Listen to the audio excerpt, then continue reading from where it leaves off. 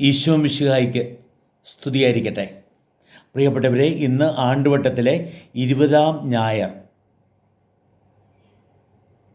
ഇന്നത്തെ സുവിശേഷം കേൾക്കുമ്പോൾ നമ്മൾ അമ്പരന്ന് പോകും. അത്ഭുതപ്പെടുത്തുന്ന വാക്കുകളാണ്. ഈശോനാഥൻ സമാധാന രാജാവായി വന്നവനാണ്. ഈശോ ജനിച്ചപ്പോഴേ മലഹമന് പറഞ്ഞു, സർവ്വജനത്തിന് സന്തോഷമേകുന്ന സദ്വാർത്ത, നിങ്ങൾക്കായി ഒരു രക്ഷകൻ ജനിച്ചിരിക്കുന്നു, അവൻ ലോകത്തിന് ജനത്തിന് സമാധാനം വരുത്തും, സന്മനസ്സുള്ളവർക്ക് സമാധാനം എന്നാണ് അന്ന് പാടിയത്. ഈശോ തന്നെ പറഞ്ഞു, ഞാൻ സമാധാനം തരുന്നു എന്ന് പറഞ്ഞു. സമാധാന രാജാവായി കടന്നു വന്ന ഈശോനാഥൻ ഇന്നത്തെ സുവിശേഷത്തിൽ പറയുകയാണ്, ഞാൻ വന്നത് തീയിടാനാണ്, ഭൂമിയിൽ തീയിടാനാണ്, അത് കത്തി ജ്വലിച്ചിരുന്നെങ്കിൽ എന്ന് കർത്താവ് ആശിക്കുന്ന പോലെ.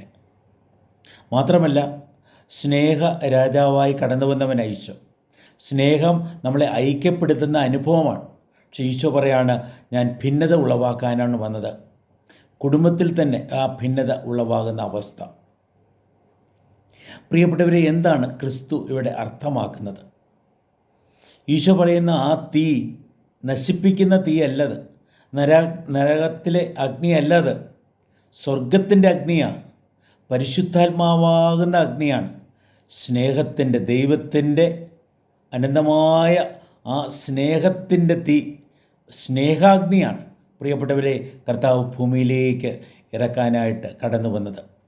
തൻ്റെ ജീവിതത്തിലൂടെ അവിടുന്ന് ആ സ്നേഹം പ്രകടമാക്കി. തൻ്റെ മരണത്തിലൂടെ ആ സ്നേഹത്തിൻ്റെ വ്യാപ്തി വെളിപ്പെടുത്തി. ഉത്ഥാനത്തിലൂടെ ആ സ്നേഹത്തിൻ്റെ ശക്തി കർത്താവ് കാട്ടിത്തന്നു. പ്രിയപ്പെട്ടവരെ, അവിടുന്ന് പെന്തക്കോസ്ത നാളിൽ ശിഷ്യന്മാരുടെ മേൽ തീയിറക്കി. അങ്ങനെയാണ് അവരെ പരിശുദ്ധാത്മാവിനാൽ നിറയ്ക്കുന്നത്. അപ്പോൾ കർത്താവ് പറയുന്ന തീ നശിപ്പിക്കുന്ന തീയല്ല, ബോംബിടുന്ന തീയല്ല, പിന്നെയോ അത് ശുദ്ധീകരിക്കുന്ന തീയ, നവീകരിക്കുന്ന തീയ. അത് മാനസാന്തരം വരുത്ത്, അത് പരിവർത്തനം വരുത്ത്. ആ തീ പ്രിയപ്പെട്ടവരെ, ഒരു വിധത്തിൽ ഈ സ്വർണം തീയിൽ കാച്ചി ശുദ്ധീകരിക്കുന്ന പോലെ കർത്താവ് തൻ്റെ സ്നേഹത്തിൽ, തൻ്റെ സ്നേഹാഗ്നിയിൽ നമ്മളെ ഓരോരുത്തരെയും പ്രിയപ്പെട്ടവരെ രൂപാന്തരപ്പെടുത്തുന്നത്, നമ്മളെ മഹത്വം അങ്ങനെ വെളിവാക്കുന്നത്. ജെറമ്യ പ്രവാചകൻ ദൈവത്തിൻ്റെ വചനമാകുന്ന അഗ്നിയാൽ നിറഞ്ഞവനാണ്. ദൈവത്തിൻ്റെ വചനം ഇസ്രായേൽ ജനത്തോട് അദ്ദേഹം പറഞ്ഞു. ഇസ്രായേലിൻ്റെ ചരിത്രത്തിൽ ഏറ്റവും വലിയ വിഷമതയുടെ അനുഭവമായിരുന്നു ബാബിലോൺ പ്രവാസം. അതിന് തൊട്ട് മുമ്പാണ് ജെറമ്യ പ്രവാചകൻ പ്രത്യേകമായിട്ട് പ്രവചിക്കാൻ തുടങ്ങിയത്. ദൈവത്തിൻ്റെ വചനം അദ്ദേഹം പ്രസംഗിച്ചു, ആവേശത്തോടെ പ്രസംഗിച്ചു. പക്ഷേ ജനം അത് സ്വീകരിച്ചില്ല. ജനം അത് അദ്ദേഹത്തെ തെറ്റിദ്ധരിച്ചു, രാജാവിൻ്റെ അടുത്ത് തെറ്റിദ്ധരിപ്പിച്ചു. നമ്മുടെ ജനത്തെയും നമ്മുടെ പട്ടാളക്കാരെയും അദ്ദേഹം നിർവീര്യമാക്കുവാണ് എന്ന് പറഞ്ഞു. നമ്മൾ ഇന്നത്തെ ഒന്നാമത്തെ വായനയിൽ അതാണ് ശ്രവിച്ചത്. പ്രിയപ്പെട്ടവരെ, എന്തു പറ്റി? രാജാവ് അദ്ദേഹത്തെ തുറുങ്കിലടച്ച്, അത് കഴിഞ്ഞ് ആൾക്കാർ അദ്ദേഹത്തെ കിണറ്റിലെ ചെളിക്കുണ്ടിലേക്ക് ആഴ്ത്തി അദ്ദേഹത്തെ കൊല്ലാൻ ശ്രമിക്കുക. സ്വന്തം ആൾക്കാർ തനിക്കെതിരെ നിലകൊള്ളുമ്പോൾ വിജാതീയനായ മനുഷ്യൻ ആ ജെറമ്യായ്ക്ക് വേണ്ടി രാജാവിൻ്റെ അടുത്ത് സംസാരിച്ചു. അതുവഴിയായിട്ട് ജെറമ്യായെ കിണറ്റിൽ നിന്നും കരകയറ്റുവാനായിട്ട് പ്രിയപ്പെട്ടവരെ സാധിക്കുകയും ചെയ്തു.